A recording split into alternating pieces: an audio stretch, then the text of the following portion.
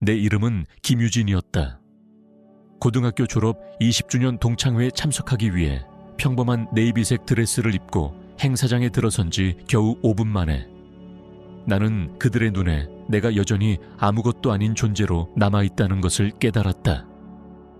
발렛 요원은 나를 한번 힐끗 보기만 했고 나는 조용히 고개를 끄덕이며 감사하다고 말하고 클러치를 팔에 끼운 채 아스펜 그로브 리조트의 웅장한 이중문을 지나 들어갔다. 로비 천장에 매달린 샹들리에는 베르사유 궁전에서 본 것처럼 화려하게 빛났지만 그 광채는 오히려 이곳이 내가 어울릴 곳이 아니라는 사실을 되새기게 했다. 사람들은 이미 안으로 들어가 있었고 안에서 울려나오는 웃음소리, 박수갈채, 와인잔이 부딪히는 소리들이 문 앞까지 전해졌다. 컨시어지가 나게 건넨 이름표에는 김유진이라는 이름만이 고딕체로 새겨져 있었다. 직함도 경력도 어떤 무게도 없이 아마도 수진이의 손길이 닿은 것일 테지. 나는 여전히 왼쪽 소매 안쪽에 육사에서 받은 반지를 끼고 있었지만 아무도 그것을 보지 못했다.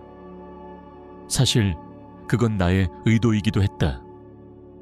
메인 연회장은 마치 극장의 무대처럼 펼쳐져 있었다. 아이보리색 리넨으로 덮인 긴 테이블, 중앙에 유리 결정이 박힌 허세 가득한 꽃 장식, 그리고 한가운데에는 6층짜리 케이크가 조명 아래 반짝이고 있었다. 무대 앞에는 슬라이드쇼 화면이 걸려 있었고 그 위로는 졸업 무도회, 토론부, 치어리더, 워싱턴 DC 수학여행 등의 추억이 번갈아가며 흘러갔다. 그중 절반은 수진의 얼굴이었다. 내 모습은 겨우 3장 남짓. 수진, 나보다 2살 어린 내 여동생은 무대 위에 이미 올라가 있었다. 그녀는 강렬한 빨간색 드레스를 입고 있었고 마이크를 쥔 손끝에서 자연스레 흘러나오는 목소리는 사람들의 시선을 끌기에 충분했다. 법무부에서 15년 근무한 끝에 얼마 전 저는 서부사이버 감찰국의 부국장으로 임명되었습니다. 그녀는 웃으며 머리카락을 살짝 넘겼다.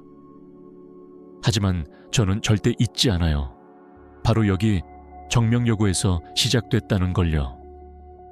그리고 오늘 이 자리에 함께해준 저의 언니에게 감사 인사를 전하고 싶어요. 언제나 독특한 존재였던 언니에게요.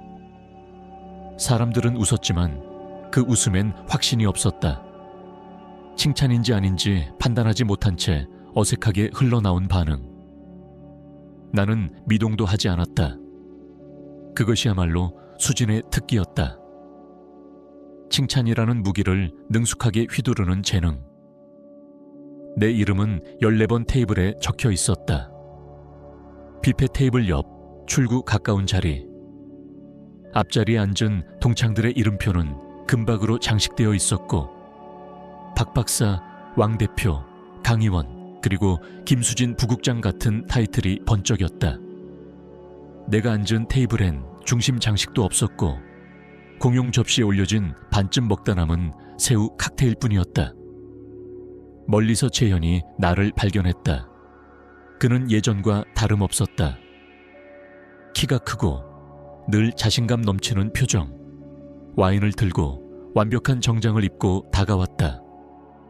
유진아, 그는 익숙한 어조로 말했다. 아직도 사막 근무 중이야? 아니면 지금은 캔자스에서 서류나 정리하고 있는 건가? 나는 입가에 억지 미소를 띄웠다. 오랜만이야, 재현아. 그는 웃었다. 에이, 농담이야. 근데 진짜로 너 법대 준비하지 않았었나? 어쩌다 그만뒀어. 내가 대답하기도 전에 진주 목걸이를 한 여자가 다른 사람에게 작게 속삭였다. 그러나 충분히 나에게 들릴 정도로 크게. 법대 중퇴했다면서. 안타깝지. 가능성은 참 많았는데. 멀리서 정민이 내 눈을 마주쳤다. 그녀는 어렴풋한 미소를 지었다. 내가 그것에 응답했을 땐 그 미소가 동정인지 연대감인지 확신할 수 없었다. 아마도 둘 다였을 것이다. 저녁 식사 시간이 되며 사람들은 점점 몰려들었다. 웨이터들이 시계처럼 정교하게 움직이며 프라임 립과 감자 그라탱을 서빙했다. 수지는 테이블마다 돌며 연극처럼 안아주고 반짝이는 미소를 흘렸다.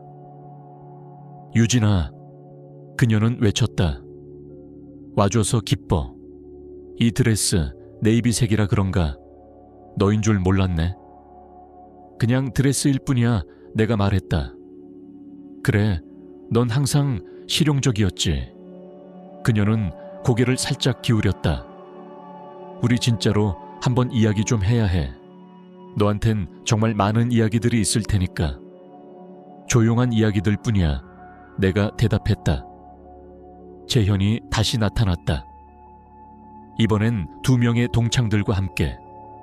그중 한 명, 햇볕에 그을린 듯한 피부에 연한 하늘색 수트를 입은 여자가 나를 보며 눈을 가늘게 떴다. 잠깐만, 너 군인이었지? 기억난다. 2학년 때인가 너 갑자기 입대했잖아. 그녀 뒤에 서 있던 남자가 웃음을 터뜨렸다. 너 군대 갔다고? 뭐야, 보급 담당이었나? 아니면 취사병? 몇몇 사람들이 고개를 돌렸다. 몇 명은 웃었고 재현은 그 상황을 즐기는 듯했다. 수지는 아무 말도 하지 않았다. 나는 물 한 모금을 마셨다. 잔이 약간 흔들렸지만 나는 흔들림을 멈추게 했다. 공기의 밀도가 갑자기 바뀐 듯 무거워졌지만 나는 그 무게에 눌리지 않았다. 말없이 일어나 왼쪽 소매를 조정했다. 그 안에는 육사에서 받은 반지가 숨겨져 있었다. 나는 조용히 말했다. 비슷한 거야. 그리고 발코니로 걸어 나갔다. 암호화된 내 전화가 조용히 진동했다. 그들은 할인을 받은 드레스를 입은 무명의 여자를 보았겠지만 나는 그 드레스를 입고 나토 회의를 브리핑한 적도 있었다. 다만 그 위에 군복이 입혀져 있었을 뿐. 그들은 결코 그것을 알지 못했다. 바깥의 바람이 발코니 가장자리를 타고 흘렀다. 마치 그 바람조차도 대화를 엿들려는 듯했다. 나는 그 자리에 한참을 서 있었다. 등을 곧게 세우고 골프장 너머 어둑한 나무 꼭대기를 바라보며. 리조트의 조명은 잔디 위에 금빛을 흘렸지만 이곳 아무도 서지 않는 이 자리에는 고요함만이 남아있었다. 그 고요함은 내 세상에서 쉽게 찾아볼 수 없는 종류의 것이었다. 실내에서는 다시 웃음소리가 터졌고 누군가의 건배사와 함께 박수소리가 퍼졌다. 슬라이드 쇼에는 또 다른 프레임이 넘어갔다. 수진과 토론팀, 수진이 백악관 앞에서, 수진이 하버드에서.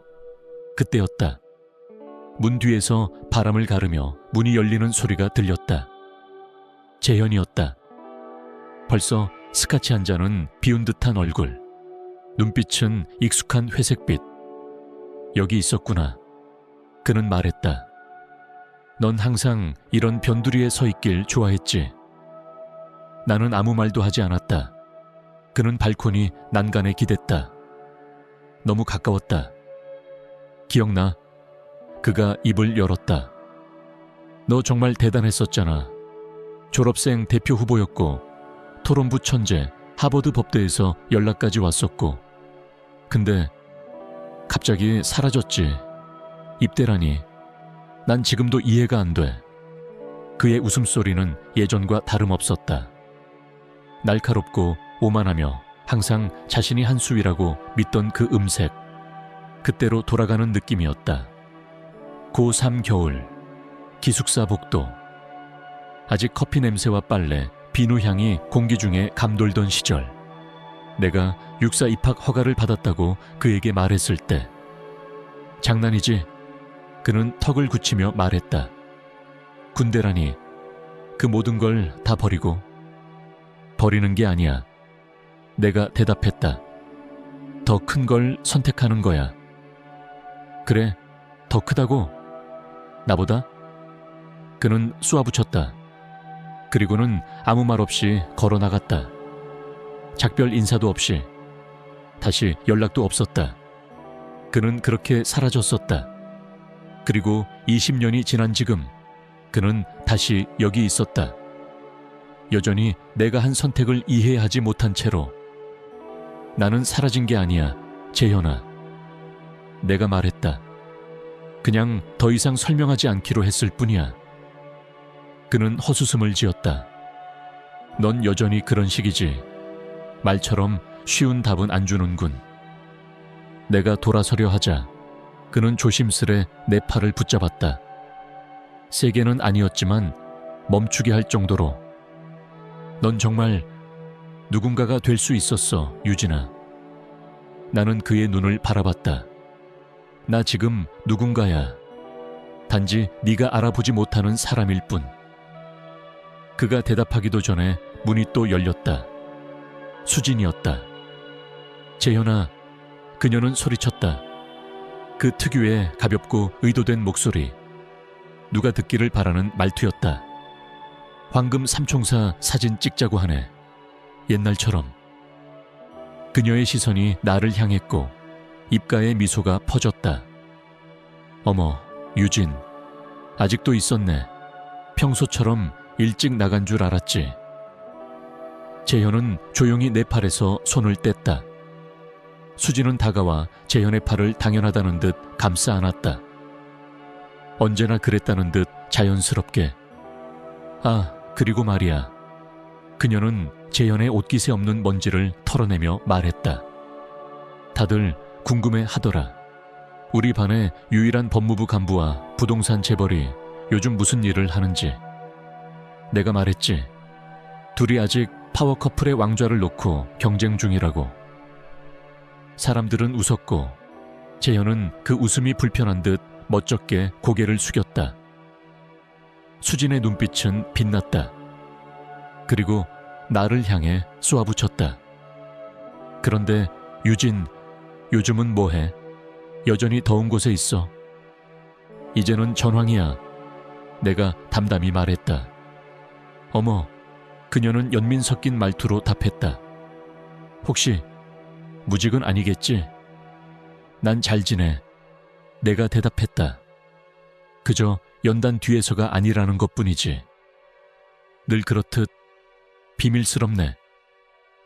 그녀는 미소를 지었지만 그 끝은 더 이상 여유롭지 않았다.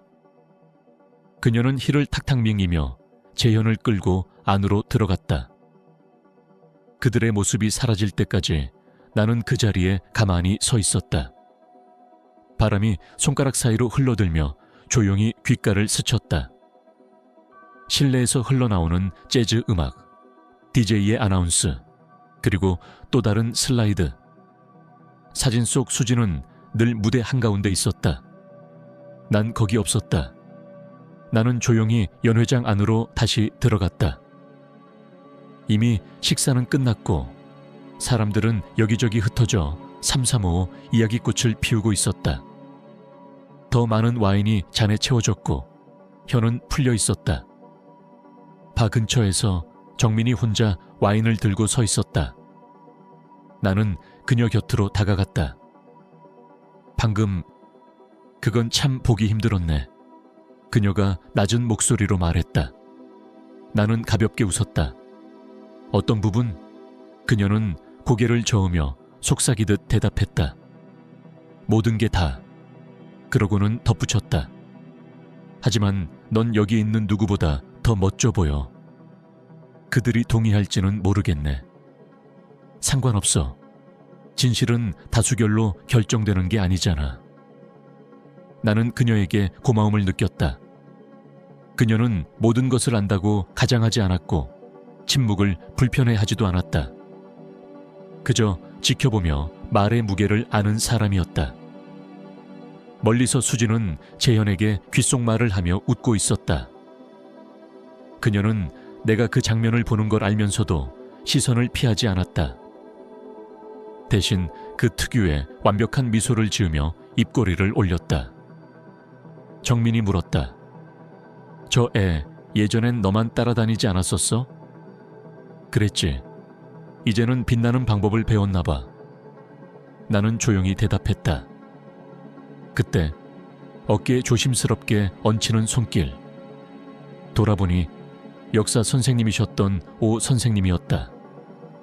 세월이 흘러 머리는 희고 체격은 더 여위었지만 그 눈빛만큼은 예전과 똑같이 날카롭고 따뜻했다. 그는 언제나 예고 없이 퀴즈를 내던 반쪽짜리 미소를 띤 채 내게 말했다. 김중장, 꼭 올 줄 알았소. 내 군 복무에 대해 들었네. 나는 조용히 고개를 끄덕였다. 감사합니다, 선생님. 그는 조심스럽게 다가와 목소리를 낮추었다. 네가 내 수업에서 썼던 비대칭 전쟁 보고서 아직도 기억나. 기가 막히게 잘 썼지. 그 말에 나는 순간 숨을 멈췄다. 그 보고서는 예전에 재현과의 통화 후 울다시피 하며 밤새 써 내려간 것이었다. 저도 기억나요. 나는 부드럽게 대답했다. 오 선생님은 나를 바라보며 낮은 목소리로 덧붙였다. 혹시 고스트 바이퍼에 있었나? 소문이 있더군.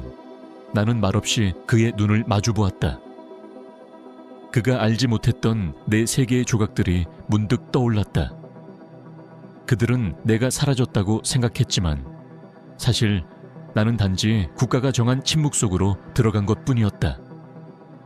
호텔 방 문을 닫으며 나는 천천히 숨을 내쉬었다. 복도 너머에서 들려오는 동창회의 잔향은 두꺼운 벽 뒤로 점점 희미해져 갔다. 방 안은 평범했다. 가짜 크리스털 램프, 크림색 카펫, 침대 위에 곱게 접힌 가운 하나. 아무 특징 없는 공간, 바로 그게 목적이었다. 나는 힐을 벗고 옷걸이에 걸린 네이비 드레스 가방 아래를 살짝 들쳤다. 그 밑에 놓인 검정색 단단한 케이스, 어떠한 표시도 없는 그 상자는 내가 매일 아침 이유를 가지고 눈을 뜨게 하는 물건이었다. 나는 잠금 장치를 풀었다. 안쪽에서 은은한 푸른빛이 번졌다.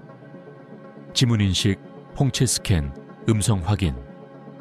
김유진, 인가코드 에코 5. 부드러운 경고음과 함께 화면이 켜졌다. 보안 통신이 연결되며 데이터가 화면을 가득 채웠다. 위협지표, 미해결 프로토콜, 프로젝트 멀린 상태, 활성화. 그리고 6주 전 내가 표시해둔 청사진과 일치하는 침입 경로 하나. 여전히 해결되지 않은 상태였다. 화면에 새로운 알림이 떴다. 수신 중 앨리슨 중령, 사이버 사령부 J2. 나는 화면을 눌렀다. 수염 자국이 짙고 이틀은 못 잔 듯한 눈빛의 남자가 화면에 떴다.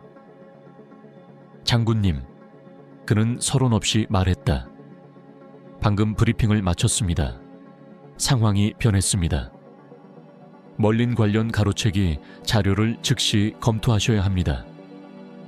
나는 눈을 깜빡이지 않았다. 합참 요청입니까? 비공식적으로는 그렇습니다. 공식적으로는 자문 형태지만 이건 기밀이죠. 나토 측 파트너 한 곳이 이미 침투당했고 내부 대화에서는 피닉스 프로토콜 파일과 연관된 정보가 떠오르고 있습니다. 그는 잠시 말을 멈췄고 목소리가 살짝 누그러졌다.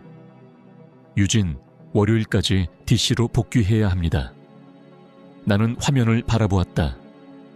4개의 붉은 지점 위에 이제 막 깜빡이기 시작한 5번째 점.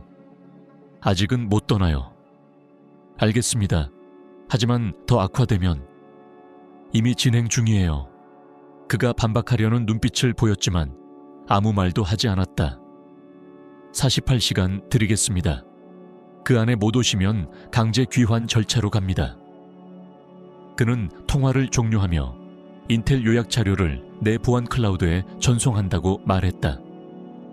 나는 가방 옆에서 부드럽게 웅궁거리는 케이스를 바라보며 잠시 앉아 있었다. 그 진동음은 이제 위안이 되었다. 고요해서가 아니라 아직 내가 필요하다는 의미였기에. 다시금 알림음, 새 보안 메시지, 발신자, 국방부 연락실, 제목, 긴급, 권한 조정, 직파 추출 가능 상태. 마지막 문장, 당신이 중심축입니다. 나는 메시지를 닫았다. 의미는 이미 알고 있었다. 멀린이 무너지면, 그리고 정보 누출이 민간 네트워크까지 번지게 되면 내가 어떤 드레스를 입고 있었는지는 아무 상관없어질 것이다. 무도회장이든 지하 전쟁실이든 나는 끌려나갈 것이다. 중심축이라는 것은 직함이 아니었다. 그것은 끈이었다. 나는 일어섰다. 스트레칭을 한 후 창가로 걸어갔다. 아스펜 그로브의 불빛은 여전히 그림처럼 반짝이고 있었지만 실제 같은 진정성은 없었다. 멀리서 음악이 다시 들려왔다.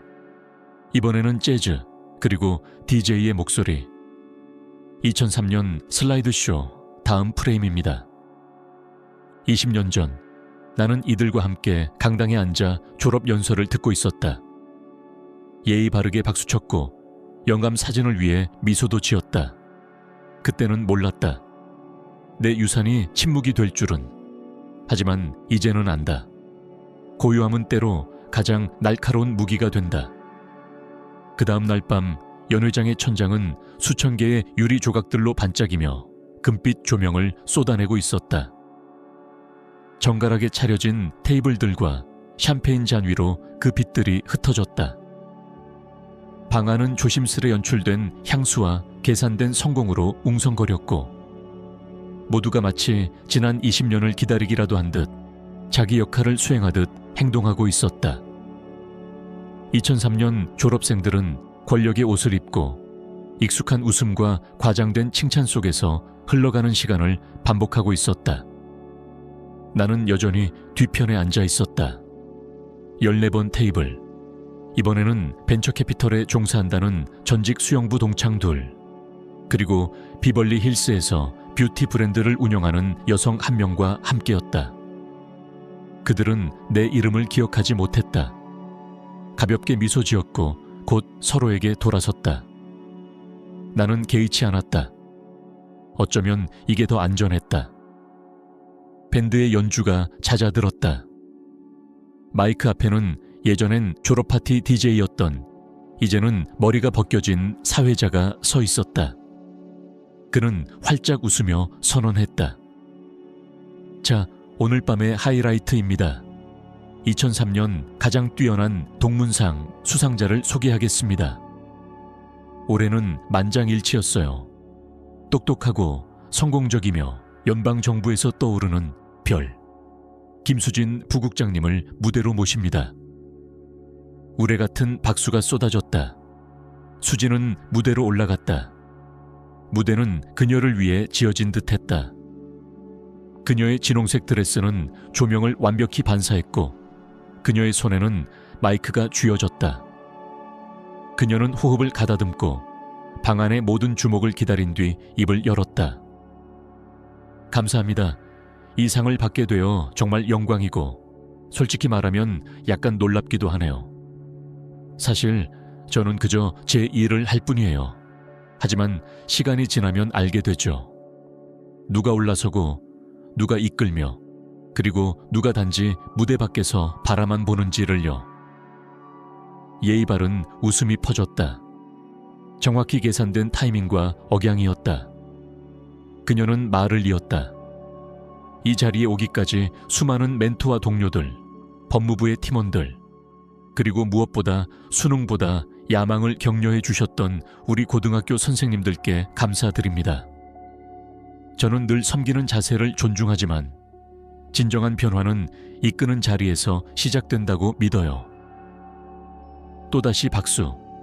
그녀는 수수하게 웃으며 고개를 끄덕였고 이어서 마지막 한마디를 덧붙였다. 우리는 모두 알죠. 배경 속으로 사라지기를 택한 이들도 있다는 걸. 괜찮아요. 빛을 견디지 못하거나 원하지 않는 이들도 있으니까요.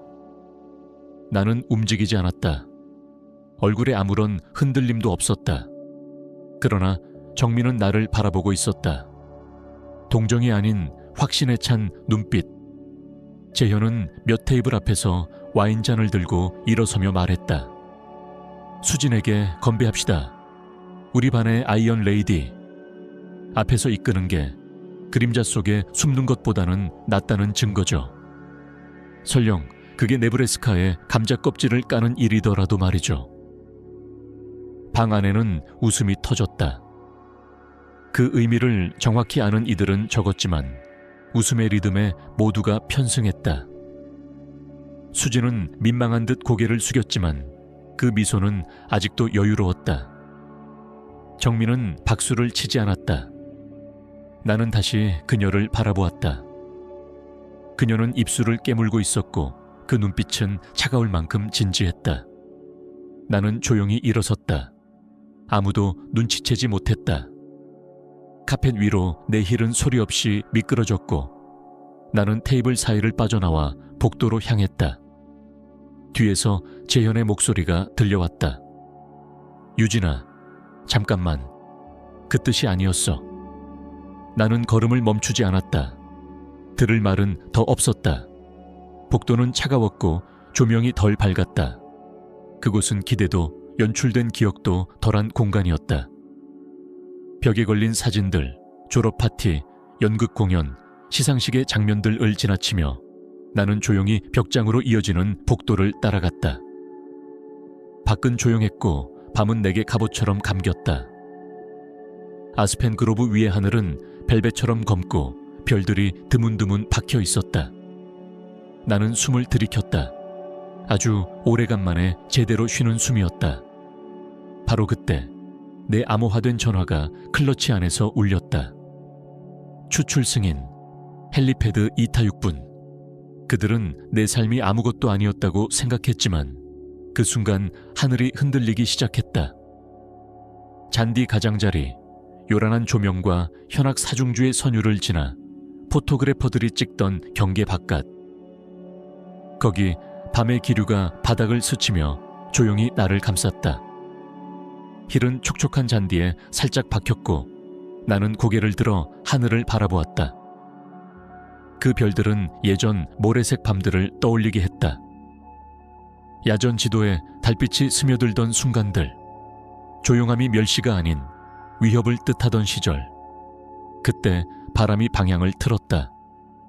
낮은 진동음이 공기 속을 타고 퍼지기 시작했다. 처음엔 멀리서 들리는 발정이나 교통소음 같았다. 하지만 곧 점점 커졌다. 웨이터들이 걸음을 멈췄다. 몇몇 손님들이 고개를 들었다. 사람들 사이에서 웅성임이 일었다. 그 순간 잔디 위 조명들이 갑자기 바뀌었다. 점처럼 반짝이던 불빛들이 사라지고 날카롭고 집중된 빗줄기가 밤하늘에서 땅으로 꽂혔다. 공기를 가르며 날아드는 소리, 천둥처럼 뚫고 들어오는 충격음. 사람들은 비명을 지르고 쟁반이 떨어졌고 유리잔이 깨졌다. 냅킨들이 허공에서 춤을 췄다. 북쪽 나무 라인 위로 날카롭고 검은 실루엣 하나가 모습을 드러냈다. 각진 형태, 검은 무광의 외형, 정밀하게 하늘을 가르는 회전 날개, 군용 헬리콥터였다. 그 회전음은 폭풍처럼 바람을 일으켰고 사람들의 머리카락과 넥타이는 사방으로 휘날렸다. 혼란, 외침, 휴대폰 플래시. 누군가가 소리쳤다. 무슨 일이야? 어떤 어머니는 아이를 안았다. 재현은 손으로 눈을 가렸다. 수진은 샴페인 잔을 기울이다가 금빛이 그녀의 드레스를 타고 흘러내렸다. 헬기는 천천히 내려왔다. 잎사귀와 꼬집들이 하늘을 휘감았다. 현악 사중주는 연주를 멈췄고 셔터 소리는 이제 기쁨이 아니라 당혹과 두려움에서 비롯되었다. 그리고 헬기의 문이 열렸다. 완전 군복을 갖춘 앨리슨 대령이 내렸다. 훈장이 번쩍이고 그의 군화는 자갈을 밟으며 소리를 냈다. 그는 한치의 머뭇거림도 없이 내게로 걸어왔다. 군중을 보지 않았다. 오직 나만을 향해 직진했다. 나는 움직이지 않았다. 등을 곧게 세우고 팔은 옆에 가지런히 두었다. 바람이 내 드레스를 흔들었지만 나는 흔들리지 않았다. 처음으로 그 네이비 드레스가 초라하게 느껴지지 않았다. 그것은 내 정체성을 완벽히 감췄던 갑옷이었다. 앨리스는 나로부터 세 걸음 앞에 멈췄다. 자세를 바로잡고 정확하고 신중하게 경례를 했다. 중장님, 그는 크게 말했다. 국방부에서 즉시 귀환을 요청합니다. 그 말은 공기 속에 폭탄처럼 울려 퍼졌다. 누군가가 숨을 삼켰고 어떤 이는 휴대폰을 떨어뜨렸고 와인잔이 또 한 번 깨졌다. 뒤쪽에서 재현의 목소리가 속삭이듯 들렸다. 말도 안 돼. 뭐? 수지는 한쪽 굽이 빠져 맨발인 채로 뒤로 물러났다. 클러치를 꽉 쥔 손은 하얗게 질려 있었다. 그녀의 드레스는 여전히 빛났지만 얼굴은 점점 윤기를 잃고 있었다. 정민이 가장 먼저 움직였다. 앞으로 한 걸음 다가오며 숨을 고르고 나직이 말했다. 세상에, 유진아. 그 순간 앨리슨의 목소리가 다시 울렸다. 김유진 중장. 그때까지 나는 공개적으로 내 직함을 말한 적이 없었다. 그러나 이제 그 말은 천둥처럼 퍼져나갔다.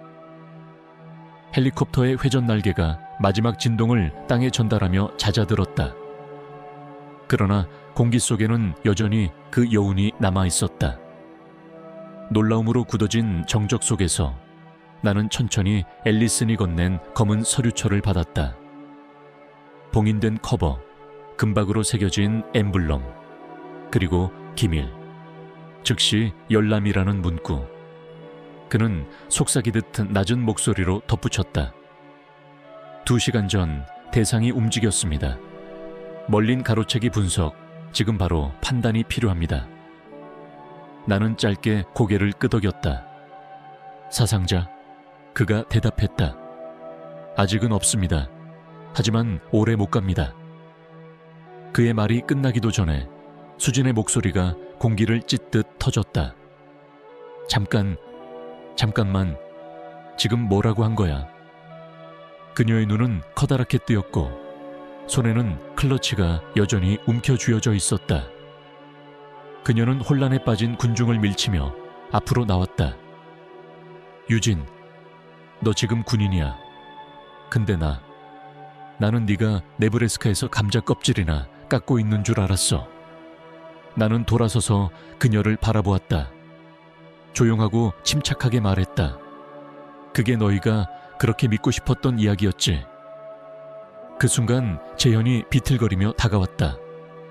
손에는 여전히 와인잔이 들려 있었고 표정은 충격에 사로잡혀 얼어붙어 있었다. 진짜 몰랐어. 유진 진짜야? 중장? 네가? 난 그냥 네가 법대도 그만두고 그냥. 그는 말을 잇지 못했다. 군중의 일부는 카메라를 들었고 일부는 입을 벌린 채 바라보았다. 정민은 내 곁으로 다가왔다. 눈빛은 이제 혼란이 아닌 경외로 가득 차 있었다. 그녀는 입을 떼기 직전 내게 속삭이듯 말했다. 정말 중심축이었구나 너. 나는 작게 미소 지었다. 때론 침묵이 칼날이 되지. 재현은 다시 말을 걸려 했지만 나는 고개를 돌리지 않았다. 유진아, 제발 대화 좀 하자. 내가 틀렸어. 내가 널 보지 못했어. 나는 멈추지 않았다. 넌 애초에 보려 하지도 않았지. 수지는 무대 옆에 서 있었다. 팔짱을 낀 채 가쁜 숨을 쉬며 입술을 굳게 담은 표정. 당황이나 수치가 아닌 계산의 눈빛. 그녀는 군중의 반응을 빠르게 스캔하고 있었다. 그리고 조용히 자신의 핸드폰을 꺼내 익숙한 동작으로 녹음 버튼을 눌렀다. 여기는 김수진입니다. 그녀는 낮고 통제된 목소리로 말했다. 지금 아스펜 그로브 현장에서 매우 흥미로운 진실이 드러나고 있습니다. 뒤에서 헬리콥터의 회전음이 다시 강해졌다. 앨리스는 나를 안내하며 헬기로 향했고 나는 조용히 발을 옮겼다. 사람들이 사진을 찍고 고개를 돌리고 어깨를 부딪히며 자리를 비켰다. 누군가는 박수를 쳤고 누군가는 얼어붙은 채 가만히 서 있었다. 누군가는 휴대폰을 들고 영상으로 모든 것을 기록하고 있었다. 우리는 점점 멀어졌고 헬기의 문을 지나 나는 안으로 올라탔다. 회전 날개의 소음 속에서 마지막으로 본 것은 수진의 얼굴이었다. 눈은 불타오르고 있었고 그녀의 손가락은 아직도 녹음 버튼을 누르고 있었다. 펜타곤에 도착했을 땐 이미 인터넷은 불타오르고 있었다. 내 받은 편지함은 수십 개의 알림으로 붉게 물들어 있었다. 보안문이 닫히며 압축된 기밀구역 안의 공기는 묵직하고 조용했다. 아스펜 그로브의 디지털 잔향은 콘크리트 벽, 희미한 조명, 그리고 수십 개의 위협 탐지 시스템이 돌아가는 이곳에서는 무력했다. 나는 무도회의 마지막 흔적을 문턱에 두고 들어왔다. 이곳에서는 향수가 아닌 땀과 데이터, 그리고 긴박함이 모든 것을 지배했다. 앨리스는 조용히 터미널 사이를 지나며 브리핑을 이어갔다. 그는 내가 스크린을 확인하는 동안에도 끊임없이 데이터를 전달했다. 발틱 서버팜에서의 침입 시도, 암호화 서명의 불일치, 멀린 연계 가능성이 있는 왜곡 정보 클러스터. 우리는 작전실 깊숙한 곳, 사령부 스위트룸에 도착했다. 그곳에는 몰로 장군이 서 있었다. 위험 있는 체격, 표정을 읽을 수 없는 얼굴, 그리고 가슴 위에 쌓인 경력의 무게. 콜, 그가 날카로운 목소리로 말했다. 내부에서도 외부에서도 너에 대한 얘기가 들리더군. 정신은 괜찮나? 집중되어 있습니다. 내가 답했다. 좋아. 지금 가장 먼저 봐야 할 건 허위 정보 벡터다. 이건 단순한 사이버가 아니다. 정치적이다. 그리고 개인적이기도 해. 그는 또 하나의 서류를 내밀었다. 뒤편 스크린에는 지도와 시간축, 그리고 최근의 해시태그 흐름이 겹쳐서 나타났다. 지난 48시간 동안 멀린 관련 침투 패턴은 너에 대한 온라인 확산과 일치한다. 나는 입을 다물었다. 내 동생이 올린 팟캐스트 들었지? 그는 말을 이었다. 제목이 신화가 된 내 언니. 12시간도 안 돼 수십 개의 미디어 채널에서 재업로드 됐다. 그녀는 너의 계급을 자아도취로 활용했다며 국방부에서의 활동은 스토리텔링이라 비판했다. 가족을 버리고 쇼맨십으로 돌아왔다고. 나는 눈을 감았다가 떴다. 대응하고 싶지 않습니다. 선택지가 없어 몰로는 단호하게 말했다. 민간 정보 환경은 이제 하나의 전장이야. 누군가 내 이름을 멀린에 연결한다면 이건 단순한 가십이 아니라 전략적 혼란이야. 나는 고개를 끄덕였다. 알겠습니다. 그는 잠시 나를 바라보다가 덧붙였다. 넌 누군지 알고 있잖아. 그걸 남들이 바꾸게 두지 마. 보안 허브로 돌아온 나는 개인 터미널 앞에 앉아 수십 개의 요청을 무시했다. CNN, 더 애틀랜틱, 심지어 코미디쇼의 진행자가 군복 입고 악플 읽기를 제안했다. 나는 아무것도 클릭하지 않았다. 대신 그 아래에 쏟아져 들어온 메시지를 확인했다. 악성 댓글, 위조 자료, 사기 계정, 나를 가짜라 부르는 목소리들. 어떤 영상은 내가 헬기에 타는 장면을 루프시켜 딥스테이트 코스프레라 제목을 붙였다. 나는 관자놀이를 문질렀다. 경고창 하나가 붉게 깜빡였다. 시민 허위정보 탐지 시스템이 김유진을 활성화된 공격 대상으로 지정. 위험도 세서 5. 주요 발신지. 시민 서킷이라는 가짜 뉴스 채널. 최초 업로드. 팟캐스트 발행 후 불과 몇 시간. 그녀는 단순히 나를 언급한 게 아니었다. 나를 군중에게 던져 넣은 것이다. 그녀는 자신이 무엇을 유포했는지 모르는 것이 아니라 어쩌면 정확히 알고 있었던 것이다. 그때 개인 라인으로 메시지 하나. 정민, 보이스노트 1건. 나는 망설이다가 재생 버튼을 눌렀다. 그녀의 목소리가 빠르고 낮게 흘러나왔다. 이거 들어야 해, 유진아. 방금 재현이랑 얘기했는데 수진에 대해 뭔가를 말했어. 몇 년 전에 그녀가 삭제한 어떤 자료. 지금 벌어지는 일과 연관된 걸 수도 있어. 알아야 해. 넌 침묵이 널 지켜준다고 생각했겠지. 하지만 때론 침묵이 거짓말꾼들에게 여지를 줘버리기도 해. 펜타곤 임시 사무실의 창문은 내부 정원을 내려다보고 있었지만 그 풍경은 어떤 위안도 주지 못했다. 모든 것이 너무 밝았고 너무 정돈되어 있었으며 지나치게 침묵에 젖어 있었다. 벽에는 표창장들이 나란히 걸려 있었고 시계는 군대의 규율처럼 정확하게 똑딱거렸지만 오늘의 시간은 일직선으로 흐르지 않았다. 그것은 과거로 말려들고 기억의 가장자리에서 휘어져 흐르고 있었다. 재현은 내 맞은편에 앉아 있었다. 무릎은 끊임없이 흔들렸고 넥타이는 느슨하게 풀려 있었다.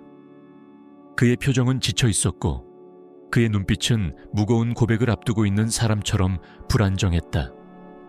그는 조심스럽게 말했다.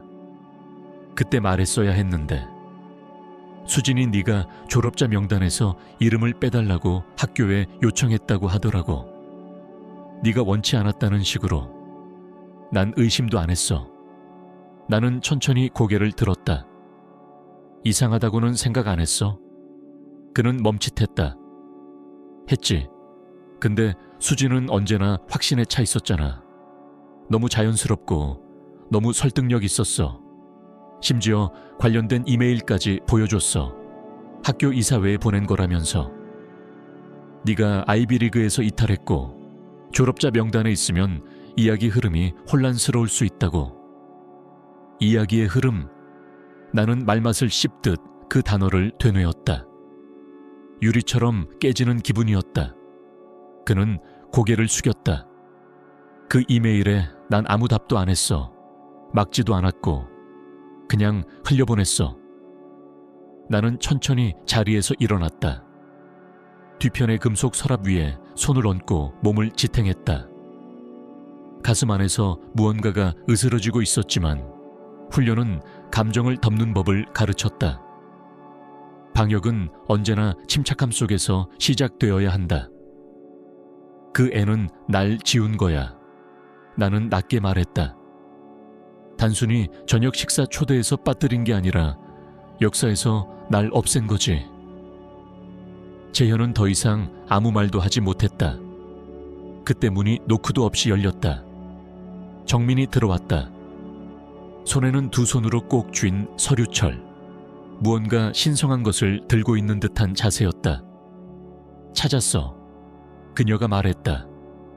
2018년 내 훈장 추천 서류, 명예훈장 제출 문서, 전부 다. 나는 눈을 떴다. 그거 제출도 안 됐던 거 아니었어. 그녀는 고개를 저으며 말했다. 행정 문제가 아니었어. 그리고 네가 철회한 것도 아니었더라. 그녀는 서류철을 펼쳤다. 오래된 이메일 한 통이 복사되어 있었다. 흐릿했지만 분명히 보였다. 수진의 이름, 법무부 이메일 주소, 그리고 그녀의 전자서명이 아래에 있었다. 제목, 명예훈장 추천 취소 요청 1일 수신자, 국방부 공로위원회. 내용 요약. 김유진 중장께서는 공개적인 연계를 원치 않으신다는 뜻을 강하게 밝히셨습니다. 본인의 요청에 따라 이 추천 절차는 중단해 주시기 바랍니다. 나는 숨이 멎을 듯 했다. 내가 그런 말 한 적 없어. 알아. 정민은 단호하게 말했다. 하지만 그녀가 당신 내 비상 연락자였잖아. 그래서 이사회는 추가 확인 없이 바로 철회했어. 재현의 목소리는 텅 빈 듯 울렸다. 그녀는 그냥 명단에서 이름을 지운 게 아니었어. 너라는 존재 자체를, 너의 성과를 지워버린 거야. 영원히. 나는 그녀들에게서 등을 돌렸다. 눈물이 나지 않았다. 분노도 아니었다. 그것은 단순히 깊고 고요한 상실이었다. 비단 내 이름만이 아닌 진실이라는 것 자체가 기획된 의도 속에서 사라졌다는 사실. 정민은 한 발 다가왔다. 그녀의 목소리는 조용하지만 날카로웠다. 그녀는 널 질투한 게 아니야. 널 지우는 게 자신을 보이게 하는 방법이라 생각한 거야. 그 순간 재현의 핸드폰이 진동했다. 그는 화면을 확인하더니 창백한 얼굴로 말했다. 지금 그녀가 더 큰 걸 준비 중이야. 동문회 조직을 움직이고 있어. 복원 작업이라는 명목으로 네 새 훈장 추천을 동문 투표로 저지하겠다고. 나는 그의 말을 곱씹었다. 그녀는 과거를 고치는 게 아니라 다시 쓰려는 거야. 그리고 혼잣말처럼 덧붙였다. 잊히는 것보다 더 무서운 건 왜곡되는 거지. 정명여고 강당은 여전히 특유의 광택과 오래된 카페 냄새로 가득했다. 진열장에는 졸업기념 마크가 금색으로 빛났고 붉은 리본이 달린 의자들이 일렬로 정렬되어 있었다. 무대 위엔 유산과 리더십, 20년의 위대함이라는 현수막이 걸려 있었다. 나는 강당 뒤편에 서 있었다. 군복 재킷은 단추까지 반드시 잠겼고 안에는 크림색 셔츠. 나는 초대받지 않았다. 하지만 오늘은 초대가 아니라 존재가 중요했다. 무대 위 수지는 마이크를 조정하고 있었다. 그녀는 새하얀 수트를 입고 진주 귀걸이를 달았으며 몸짓 하나까지 연습한 듯 정제되어 있었다. 겉보기엔 여전히 완벽했다. 그러나 나는 알았다. 그 완벽함 속엔 위기감이 있었다. 그녀는 입을 열었다. 성공이란 훈장이나 신비로움이 아닙니다. 매일 묵묵히 자리를 지키는 것. 누군가가 믿을 수 있는 무언가를 쌓아 올리는 것이죠. 박수가 흘렀다. 동문들, 현직 교사들, 그리고 취재 기자들까지 모두가 열심히 받아 적고 카메라를 들고 있었다. 그녀는 계속 말했다. 제 언니는 조용히 섬기겠다고 말했죠. 하지만 조용함은 때론 오해를 낳습니다. 침묵은 신화를 진실인 듯 자라나게 하죠. 기자석 근처에서 누군가 속삭였다. 저기 언니가 중장이라던데. 수지는 못 들은 척 미소 지었다. 그 순간 정민이 내 곁으로 다가왔다. 그녀는 작은 서류 봉투를 건넸다. 다 들어있어. 국방부 확인 문서, 훈장 추천 원본, 그리고 그 사진. 나는 고개를 끄덕였다. 수진이 유산은 명료함 위에 세워진다는 마지막 문장을 읊을 때 나는 복도 중앙을 따라 앞으로 나아갔다. 사람들은 웅성였고 의자는 삐걱였다. 모두가 나를 향해 고개를 돌렸다. 한참을 망설이다가 노년의 동문회장이 말했다. 김유진 중장, 발언 시간이 필요하십니까? 나는 그의 시선을 마주했다. 단 3분이면 됩니다. 그리고 무대로 걸어 올라갔다. 무대 위에서 수지는 굳어 있었다. 나는 그녀를 보지 않았다.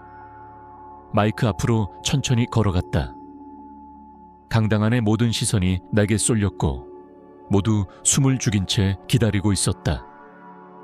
나는 서류 봉투를 열고 그 안에서 한 장의 사진을 꺼냈다. 약간의 핏바램, 모서리가 다른 그 사진에는 나토 사령부에서 내가 정복을 입고 격리하는 모습이 담겨 있었다. 내 어깨에는 은색 별 하나가 반짝였고 옆에는 아우브리 클라인 장군이 함께 서 있었다. 분명하게 기록된 그날, 기밀 작전 종료 직후 찍힌 유일한 사진이었다. 나는 그 사진을 머리 위로 들어 보였다. 강당 전체가 숨을 멈춘 듯 정적에 잠겼다. 박수도 환호도 없었다. 단지 어떤 인식의 파문만이 물속에서 천천히 번지듯 퍼졌다. 나는 천천히 사진을 내리고 서류 안에서 또 한 묶음의 문서를 꺼냈다. 작전 명세서, 복사본, 실명은 지워졌지만 분명한 지시 라인, 그리고 정민이 찾은 훈장 추천 원문. 나는 그것들을 마이크 옆에 천천히 올려놓았다. 제 이름은 김유진입니다. 나는 조용하고 단단한 목소리로 말했다. 2003년 졸업생, 오케스트라 퍼스트 바이올린, 국제관계 클럽 창립자, 교수가 될 것 같은 사람 1위. 그 예측은 빗나갔지만요. 약한 웃음이 강당을 한번 가로질렀다. 나는 멈추지 않고 말을 이었다. 저는 봉사하기 위해 떠났습니다. 모두가 저를 믿은 것은 아니지만 저는 나라를 믿고 싶었습니다. 이름표에 무엇이 적히든 그건 중요하지 않았어요. 제가 누구를 지키는지가 중요했죠. 나는 또 하나의 서류를 들었다. 프로젝트 머린의 작전 관련 기록, 서명 없이 종결된 보고서. 이것들은 이방 너머에서 살아낸 삶의 흔적입니다. 화려하지도 크지도 않지만 실제입니다. 나는 수진을 보지 않았다. 대신 강당을 메운 얼굴들을 천천히 스쳐가며 바라보았다. 동창들, 학생들, 교사들, 기자들. 어떤 이들은 숨을 죽였고 어떤 이들은 펜을 멈췄다. 어떤 이들은 눈을 감기도 했다. 이건 누굴 탓하려는 게 아닙니다. 나는 계속 말했다. 이건 제 이야기입니다. 조용히 섬기는 사람들, 박수를 바라지 않지만 부재하면 대가를 치르게 되는 사람들, 그런 이들의 이야기입니다. 나는 잠시 말을 멈췄고 그 정적 위에 마지막 문장을 얹었다. 우리는 조용히 지켜냅니다. 그리고 언젠가는 그 이야기도 들릴 날이 옵니다. 누군가가 말하지 않으면 진실은 사라지니까요. 카메라 셔터 소리만이 공간을 채웠다. 나는 마지막으로 하나의 봉투를 들고 무대 중앙을 벗어났다. 강당 안은 여전히 침묵 속에 있었지만 그것은 무시의 침묵이 아니라 경청의 침묵이었다. 깊은 곳에서 울리는 감정의 물결이었다. 강당 맨 뒤로 내려오자 동문 회장이 마이크 앞에 섰다. 그는 안경을 고쳤으며 나를 바라보다 말했다. 지금 우리가 고쳐야 할 일이 있습니다. 김유진 중장, 당신의 이름은 우리의 벽에 새겨져야 합니다. 며칠 뒤 백악관에서 전화가 걸려왔다. 그 순간 기쁨은 아니었다. 피로였고 준비된 감정이었다. 펜타곤의 이른 아침 공기는 여전히 똑같았다. 너무 넓은 복도, 너무 하얀 조명, 그리고 발자국 소리를 삼켜버리는 긴장된 리듬. 나의 사무실은 여러 개의 출입 허가 레벨 뒤에 위치해 있었지만 그날은 유독 노출되어 있는 느낌이었다. 마치 무언가가 닿기 직전의 정적처럼. 앨리스는 노크 없이 들어왔다. 예외적인 상황일 때만 허락되는 침묵의 예의였다. 그는 푸른색과 금색의 밀봉된 서류철을 조용히 책상 위에 올려두었다. 나는 그것을 열었다. 그 안에는 다음과 같은 문장이 적혀 있었다. 미합 중국 대통령은 김유진 중장의 군 복무 중 탁월한 용기와 헌신에 대해 명예훈장을 수여하게 된 것을 자랑스럽게 생각합니다. 단어들이 흐려 보였다. 감정 때문이 아니었다. 오히려 너무 조용한 감정. 눈물도 미소도 아니었다. 단지 흡수, 이해, 잠잠한 동해. 공개 발표는 다음 주입니다. 앨리슨이 말했다. 남쪽 잔디광장에서 정식 수여식. 나는 고개를 끄덕였다. 다른 사람들은 알고 있습니까? 언론은 오늘 정고까지 엠바고입니다. 하지만 정민은 알고 있어요. 지금 바깥에 있습니다. 나는 창밖을 바라보았다. 정민은 전화기를 귀에 댄 채 빠르게 헤드라인을 스크롤하고 있었다. 나는 문을 열었고 그녀는 즉시 나를 보며 다가왔다. 봤어? 그녀가 숨을 헐떡이며 물었다. 모든 기사들이 떴어. 조용한 장군, 사라졌다가 돌아온 전설. 언니가 진짜였어. 포스트는 일면 전체를 너로 채웠어. 그녀는 핸드폰을 꺼내 읽어주었다. 그녀는 박수를 요구하지 않았다. 그러나 이제는 나라가 박수를 멈출 수 없다. 진짜야? 벌어졌어. 나는 작은 미소를 지었다. 이상해. 마치 오래도록 수면 아래 있다가 햇빛이 켜진 느낌이야. 그녀는 고개를 끄덕였다. 넌 이걸 받을 자격이 있어. 그때 내 보안 라인이 깜빡였다. 화면에 대통령 보좌관이 나타났다. 젊고 깔끔하게 다듬어진 말투. 김 중장님, 대통령께서 추가로 민군통합감독 자문직을 논의하고 싶어 하십니다. 이번 주 말 정식 문서가 전달될 예정입니다. 나는 조용히 대답했다. 감사합니다. 그가 고개를 숙이며 말했다. 축하드립니다, 장군님. 국가를 대표하여. 나는 밖으로 나왔다. 사람들이 모여있지 않은 작은 오솔길, 본관 옆 그늘진 나무 아래. 손을 주머니에 넣고 조용히 걸었다. 카메라도 경례도 없었다. 그저 걷는 숨소리와 나무 사이로 스치는 바람뿐이었다. 낮은 벤치 앞에 멈춰 섰다. 앉았다. 고개를 들었다. 보이는 것도 익숙하지 않네. 나는 혼잣말로 중얼거렸다. 바람이 나무잎을 건드렸고 멀리서 차문이 닫히는 소리가 들렸다. 숙소로 돌아갔을 땐 불도 켜지지 않은 상태였다. 문틈 아래 작은 봉투 하나가 놓여 있었다. 발신인 김수진. 나는 그것을 들고 조심스레 열었다. 안에는 수채화 테두리가 연하게 있는 작은 카드 한 장. 단 4글자가 중앙에 적혀 있었다. 이야기 좀 할 수 있을까? 그 아래에는 장소와 시간이 적혀 있었다. 일요일 오전 10시 30분 시애틀 시내 카페 메종 브릴레. 그날 아침 카페는 조용했다. 창문은 바깥 추위에 김이 서려 있었고 에스프레소 머신의 낮은 증기음이 유일한 배경음처럼 공간을 채우고 있었다. 나는 일찍 도착했다. 블랙커피를 주문한 후 창가 구석 부스에 자리를 잡았다. 민간 복장, 군복도 계급도 장식도 없었다. 단지 나 자신 오롯이 그대로의 모습. 수진은 10분 늦게 도착했다. 혼자였다. 화장도 하지 않았고 머리는 느슨하게 따은 하나의 댕기머리. 그녀의 눈 밑은 피로로 어두웠지만 그건 단순한 수면 부족이 아니었다. 그것은 감정이 마모되어 생긴 오랜 내면 침묵의 흔적이었다. 그녀는 말없이 내 맞은편에 앉았다. 허락을 구하지도 망설이지도 않았다. 단지 앉았다. 그리고 한참을 아무 말 없이 우리 사이의 공간을 공유했다.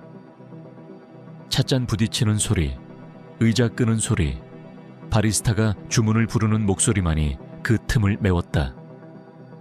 그러고는 그녀가 작은 벨벳 상자를 꺼내 천천히 내 앞으로 밀었다.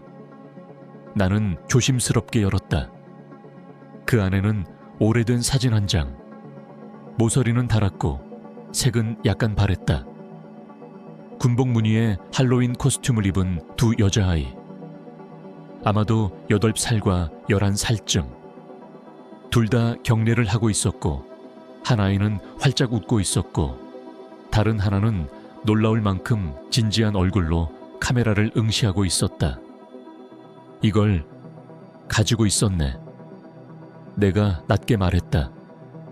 6번은 버리려고 했어. 수진이 말했다. 근데 결국 못했어. 나는 그녀를 바라봤다. 오늘의 수진은 연출된 미소도 무대용 제스처도 없었다. 그녀는 아무도 듣지 않을 때의 표정이었다. 나는 20년 동안 네 그림자를 벗어나고 싶었어. 그녀는 말했다. 그래서 더 크게, 더 빛나게 굴려고 했던 것 같아. 근데 뭘 해도 언제나 너였어. 조용하고 흔들리지 않고. 그리고 그게 싫으면서도 한편으로는 존경스러웠어. 그녀는 찻잔에 손을 얹었지만 들지 않았다. 그저 따뜻함을 느끼고 싶은 듯 손을 감쌌다. 나는 네가 사라지길 원한 게 아니야. 그녀는 속삭이듯 말했다. 그냥 내 옆에선 내가 존재할 수 없을 것 같았어. 20년 만에 나는 우리가 함께 자랐던 그 소녀를 다시 보았다. 폭풍 치던 밤이면 내 이불 속으로 기어들어와 먼저 자지마 라고 속삭이던 그 아이. 나는 천천히 손을 뻗어 그녀의 손 위에 가볍게 얹었다. 그녀는 숨을 들이켰다. 그러나 그 뒤엔 말이 없었다. 이제 그만 도망치자. 나는 부드럽게 말했다. 이제 우리 둘 다 멈추자. 이건 훈장 때문이 아니었다. 결코 훈장을 원했던 적은 없었다. 하지만 그날 무대에 섰을 때 나는 처음으로 스스로 자랑스럽다고 느낄 수 있었다. 백악관 남쪽 잔디광장은 그날 유독 조용했다. 그 고요는 연출된 것이었고 의뢰의 무게로 만들어진 것이었다. 중앙에는 하얀 캐노피가 펼쳐져 있었고 양옆으로는 군악대와 장성들, 가족, 내빈들이 정연하게 배치되어 있었다. 깃발은 바람을 타고 펄럭였고 악단은 낮은 음으로 서곡을 연주하고 있었다. 무대는 견고했고 의자들은 빛났고 사람들은 일제히 숨을 죽였다. 나는 정복을 입고 서 있었다. 흠잡을 데 없이 정돈된 서비스 블루. 계급장과 리본은 정확히 정렬되어 있었고 흰 장갑은 새 것처럼 빛났다. 내 척추는 군더더기 없이 곧았고 심장은 조용히 두근거리고 있었다. 무대 너머로 수백 명의 눈동자가 나를 응시했다. 생도들, 장군들, 상원 의원들, 그리고 세 번째 줄. 수진이 앉아 있었다. 그 옆에는 정민이 있었고 두 사람은 손을 꼭 쥐고 있었다. 수진은 박수를 쳤다. 과장된 몸짓도 자기적인 미소도 없이 단지 자리에 앉아 조용히 박수만. 대통령은 연단으로 걸어왔다. 침착함이 얼굴에 고정된 사람. 그는 천천히 마이크를 잡았다. 오늘 우리는 한 병사를 기립니다. 그러나 그 이상입니다. 그의 목소리는 울림을 타고 관중들에게 퍼졌다. 그녀는 전쟁을 거쳤고 외교를 이끌었으며 무엇보다도 침묵 속에서 사람들을 지켜냈습니다. 명예를 바라지 않았지만 오늘은 우리가 그녀의 이름을 마땅히 부르는 날입니다. 박수 소리가 일었다. 환호는 아니었다. 더 깊고 더 무거운 박수. 나는 천천히 앞으로 걸어나갔다. 대통령은 케이스를 열고 파란 리본과 금빛 별이 달린 훈장을 꺼내 내 목에 걸었다. 햇살은 그 금속 위에서 조용히 반짝였다. 나는 처음으로 가슴을 끝까지 들어올렸다. 멀리서 어떤 아이가 유난히 크게 박수를 쳤다. 뒤쪽의 한 참전 용사는 모자를 벗고 가슴에 손을 얹었다. 나는 계단을 내려와 무대 앞으로 다시 섰다. 이번엔 말을 하기 위해. 저는 침묵이 힘이라고 믿었습니다. 조용히 말했다. 그리고 섬긴다는 것은 사라진다는 뜻이라 생각했어요. 하지만 오늘 하나는 분명해졌습니다. 나는 사람들을 바라보며 마지막 문장을 전했다. 우리는 박수를 바라지 않습니다. 하지만 우리가 결코 사라지지 않았다는 걸 알리는 건 때때로 필요한 일입니다. 다시 한번 박수. 이번엔 잔잔한 공명으로 길게 울렸다. 나는 대통령과 악수했다. 그의 목소리가 낮게 내 귓가에 닿았다. 아직 끝나지 않았습니다, 중장. 그들은 내게 웨스트윙의 책상을 제안했다. 하지만 나는 포트 리버티의 강의실을 선택했다. 그 강의실은 결코 웅장하지 않았다. 베이지색 벽, 다른 바닥, 오래된 환풍기 소음이 은은히 퍼졌고 때때로 형광등이 깜빡였다. 하지만 내겐 완벽했다. 30명의 생도들이 정자세로 앉아 있었다. 노트북을 펼쳐두고 집중한 눈으로 나를 바라보았다. 내 강의대 위에는 단 하나의 명패만이 놓여 있었다. 김유진 중장, 예비역. 이제 그 타이틀은 중요하지 않았다.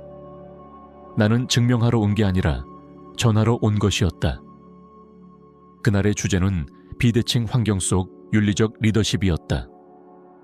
나는 실제 상황을 던졌다.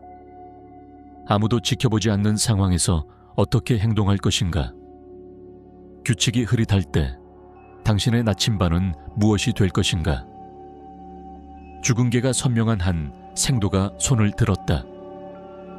아마 20살쯤.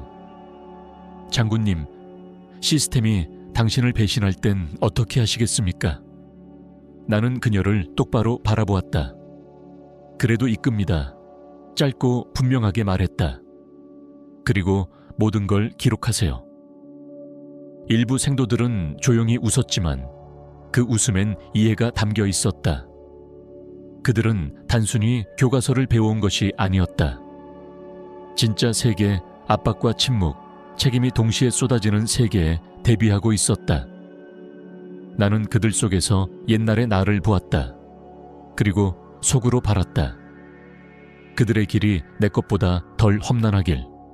그러나 용기는 더 깊기를. 오후 강의 중반쯤 강의실 뒤쪽 문이 살짝 열렸다. 수진이었다. 이번에도 화장은 없었고 머리는 단정하게 넘겨 묶은 상태였다. 청바지에 네이비 블레이저, 그리고 어깨에는 작은 카메라 가방이 걸려 있었다. 그녀는 조심스럽게 손을 들어 올렸다. 방해는 안 되지? 여기 온 거야? 내가 물었다. 다큐멘터리 찍고 있어. 지휘하는 여성들이라는 시리즈. 어딘가에서 제대로 시작하고 싶었어. 나는 고개를 살짝 기울였다. 팟캐스트 조롱에서 다큐멘터리로. 변화가 크네. 그녀는 웃으며 어깨를 으쓱했다. 사람은 변하잖아. 우리가 말을 이어가기 전에 정민이 문 뒤에서 얼굴을 내밀었다. 다 왔다. 그녀는 손에 책 샘플을 들고 있었다. 조용히 이끄는 법, 현장에서의 교훈이라는 제목. 출판사가 관심을 보였고 우리는 공동 저자 제안을 받았다. 쓸 거지? 정민이 물었다. 나는 둘을 번갈아 바라보았다. 나의 여동생, 그리고 고등학교 시절부터의 친구. 두 사람 모두 이제는 진실과 마주하고 다른 사람이 되어 있었다. 나는 고개를 끄덕였다. 같이 쓰자. 제대로. 강의실로 돌아가자.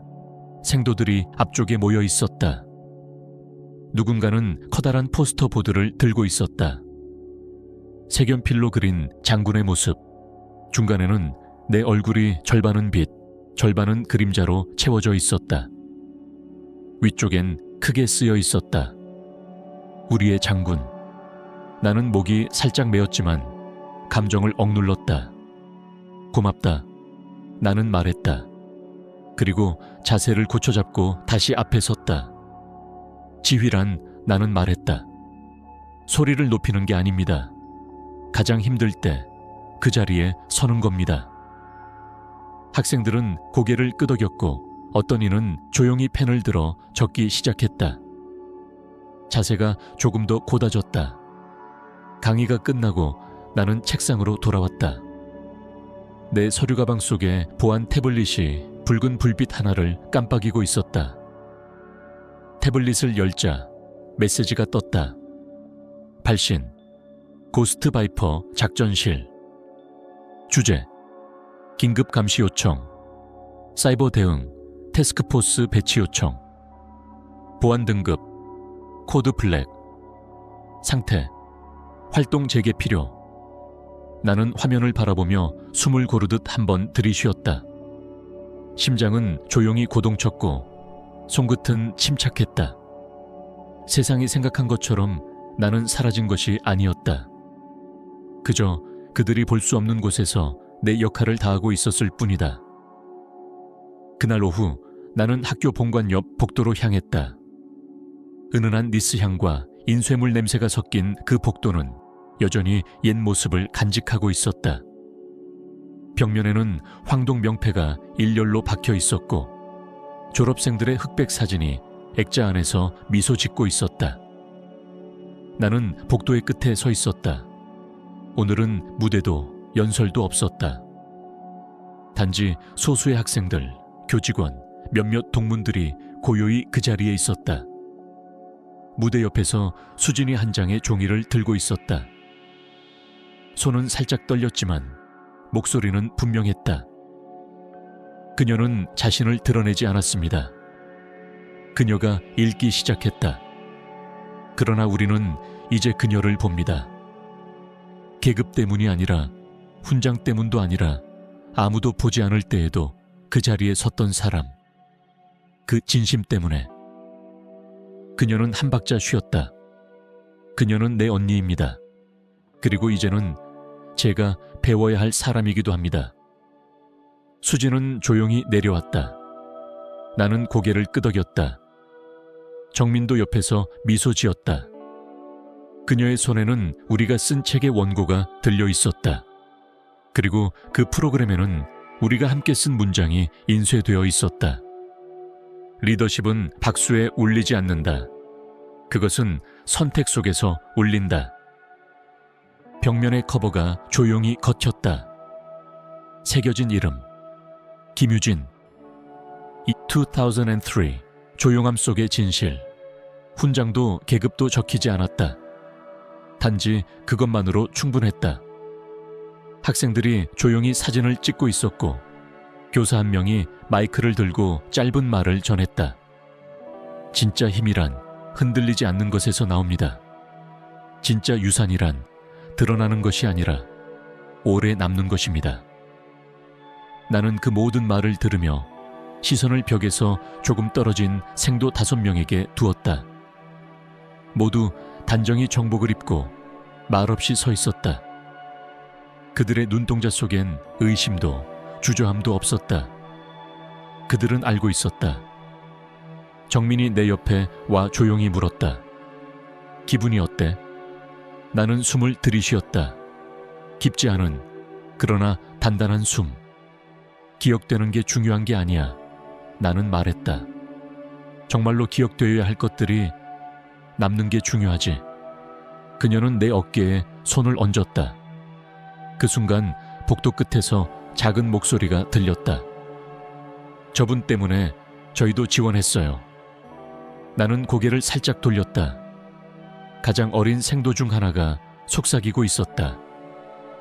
그녀는 동료에게 작게 말하고 있었지만 나는 들을 수 있었다.